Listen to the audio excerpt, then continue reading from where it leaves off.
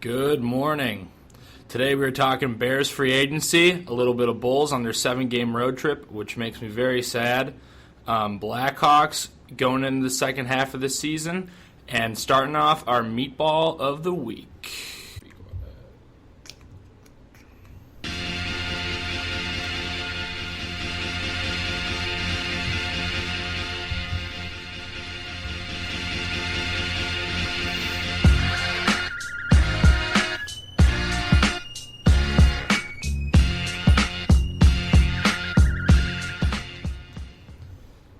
Hello, everybody. How's it going? Today is February 2nd, 2016, Groundhog's Day. This is one time where television really fails to capture the true excitement of a large squirrel predicting the weather. That's right, Bill Murray. I know you're excited. Blake, how you doing? I'm doing great. How you doing? Good. You have a good weekend? I had a good weekend. I had a really good weekend. Fun that is appropriate for our listeners to hear about? I did some fun stuff. Watched some sports. And sports are a good thing. Sports are good. They're fun, and I enjoy watching them. We like sports. We like them. Believe it or not, we like sports. We don't care who knows. I care a little bit. Well, sweet. Thanks for joining us again, and I want to thank everybody who listened to episode 1 of Sosa's Steam Room. It was fun recording, and if you guys want more information on our show, you can hit us up on Facebook. Just search Sosa's Steam Room. We now have a Twitter, so that's exciting.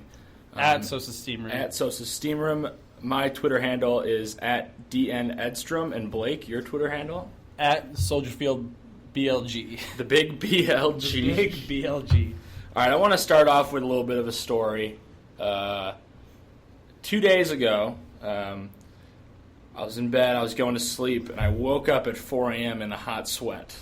I had a ridiculous dream. Very strange, but I had a dream that I was at Busch Stadium in St. Louis, Missouri. We don't like to talk about that place. We don't. We should come up with another name for it. Like that, Voldemort. The place that can't be named. So I was at Busch Stadium in the place that can't be named. And Jorge Soler was playing for the Cardinals. It was the weirdest dream. The Cubs had traded him. Was it a nightmare? It was a nightmare. I was not happy about it for Wainwright. And Wainwright's a great pitcher, and he's a good player, but seeing Soler on the Cardinals was just kind of weird. I saw this on the docket the other day, and I was really quite confused at first. It's okay to admit when you're confused. I'm still confused by the dream, so. I was a little bit shocked at first. I was like, is this like an actual thing that's happening, or? I hope not, but hopefully my dream. That wouldn't be the worst thing ever. We tell you on this show to follow your dreams. Don't follow that dream, That's Theo. A bad one. Theo, I know you'll say don't follow that dream. But you should re-sign Kristen Orpheus so we can have him on the show. That is priority number 1. Off-season is a fail 1. if you don't do that. I don't care about Jason Hayward, Ben Zobrist, whatever. He's the missing piece. Yeah. All right, Blake. Let's get into this a little bit. Mm-hmm. We are going to talk a little bit Chicago Bears. Chicago Bears. We didn't get into the Bears much last week, we but did not. And Blake let me know about it. That's for sure. Yes, I We did. finished recording, and Blake was like, "Why aren't we talking about the Bears?" It's my team. It's Blake's team. It's my team. So we're going to talk a little Bears today, specifically about free agency, a little bit of the draft, some Matt Forte action, some Alshon Jefferies, not Jefferies. I'm talking Jefferies. to you, national broadcasters around the world. And anyone else I hear on the CTA or just anywhere. I hear it all over the place. There is no S. There's no S. It's Jeffrey. He is not plural. He is not a plural. That's a PSA to Chicago or anyone who... Yeah, anyone who's calling him Jeffries, I'm mad at you. Stop. All right, well, let's get into some free agent targets. Blake, I'm going to direct this at you first. Okay. I want you to name a couple positions that the Bears should target this offseason. Well, with the upcoming free agency, the Bears have a lot of needs. Not just one position you can really point to. I guess there's a couple that are in dire need of some more talent. Mm-hmm. And this goes with the draft too, not just free agency, but the first position I think the Bears probably should target is their front seven or their linebacking core, which was, if you watched them last year, just no talent whatsoever on that unit. Mm-hmm. Definitely the thing that held the defense back most last year was the linebacking core. Shea McClellan, James Anderson, they're not O'Shea. They're not starters. They're not starters. They're not. And I think they'll address that position. Mm-hmm. They have money to spend. They have a lot of money to spend. And the cap is going up $10 million this year. Yes. So that will help things. They're going to have some money to play with. I'm not totally sure what Pace's strategy is going into this offseason. Because you saw him last year kind of do the one-and-done deals. The prove-it deals. Which worked. You found some really nice players. I believe Tracy Porter is one of those. Yeah. So Tracy Porter playing pretty well. A couple others really well. Had a really nice season. Yeah. Nice surprise. I'm going to just read off a couple of some of the Bears free agents that we're going to talk about.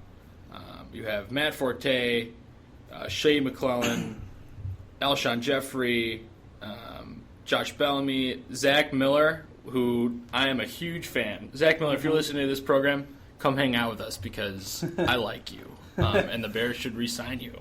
Yes. So those are just a couple of the names out there. But when I think of free agency, I think it's going to be important to address the defense because that is what John Fox needs a good defense. Fangio needs toys to play with. I think they're going to look at the corner position, someone to pair up with Porter. I would like to see Porter back. Address the outside linebacker. One of the big names is Von Miller, but he's going to be crazy expensive. Let me just say this right now before we even talk about Von Miller. Yes. The chances of him getting out of Denver are close to 0%. Yes. So I know everyone's like, okay, John Fox connection, their buddy. No, he is an absolute stud, and I don't think the Broncos want him to walk away.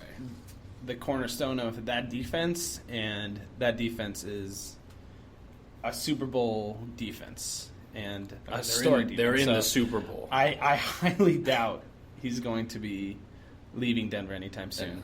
Yeah. Even though, I would love to see him on the Bears. It's not going to happen. But it's a pipe dream. Can you think of anyone at the linebacker position that the Bears could target off the top of your head? Off the top of my head, there's another guy on the Broncos I really like who's having a career year. Malik Jackson. Mm-hmm. Really, really productive year on that Broncos defense. Would be a great fit for the Bears next year. He's a guy we could get a little cheaper. He might be more expensive because of how good he was this year, but he could definitely be an option. I like it. Yeah. I like it. Well, let's get to the matter at hand here. Matt Forte. Yes. If you were Ryan Pace, and it's your second year with the team, correct? Second year with the team. And you have a running back who is now in his 30s. Mm-hmm. And we all know the story about running backs in their 30s, the decline, all that. Do you try to re-sign Matt Forte? Me, personally, I'm going to say no. And I love Matt Forte, and I would take him back on a cheaper deal, a short-term deal, maybe 1 or 2 years. Mm-hmm. But with who we have moving forward at that position, with Langford and Kadeem, I love Kadeem. I love Langford too. I think as a 1-2 back, especially with the way John Fox likes to run that offense, I think we're set at that position. So Forte had a really good run. He was a great Bear, honestly, very underrated, underappreciated player overall. And I think he'll go to a team and be a really good help to. Hopefully, he'll go to a contender and be that. He could be that guy that a team needs. But yeah, I think you hit it on the head. I think it's just time to move on. You have new management in place, new coaches. And you saw a lot of production last year out of Jeremy Langford and Kadeem Carey. Mm-hmm. And Langford, I thought, was an absolute steal last year. We talked about it. Yes, he was. And he's going to be good for a very, very, very long time. He's the guy moving forward. He's the dude. He's the dude. So even though Forte is probably one of the top all-purpose backs in the NFL, kind of low-maintenance guy, good in the locker room from what I've heard, and Hard just worker. stays in tremendous shape. Yes. All the time. You never hear going into the season, oh, Matt Forte is out of shape. We're not having an Eddie Lacy conversation right now. So, yeah, I think it's just time. And that's sad, but, That's the state of running backs in the NFL right now. unfortunately, you never know. You And- never know what you're going to get. Makes fantasy football even that much harder. I will say, if there's a guy who's going to, I guess, break that stereotype, it might be Matt Forte. He's versatile and can be used in a lot of different ways, but we'll see. I don't see the Bears bringing him back, but if he wants to come back on a cheaper deal, I wouldn't be opposed to that. So. Okay, cool. Yeah. Yeah, so now we're going to move on to a dude that I think is extremely important to re-sign.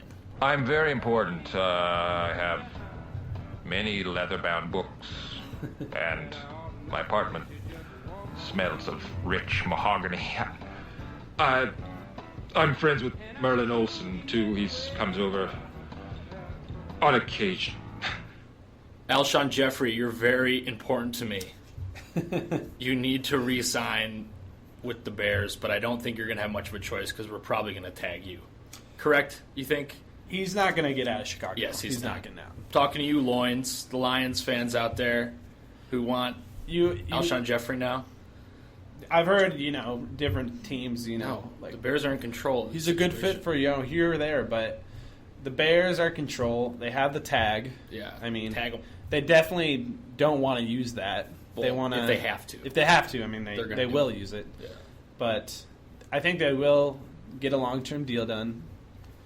I think they saw what he did when he was on the field last year, and if he can just stay healthy, what kind of player he can be.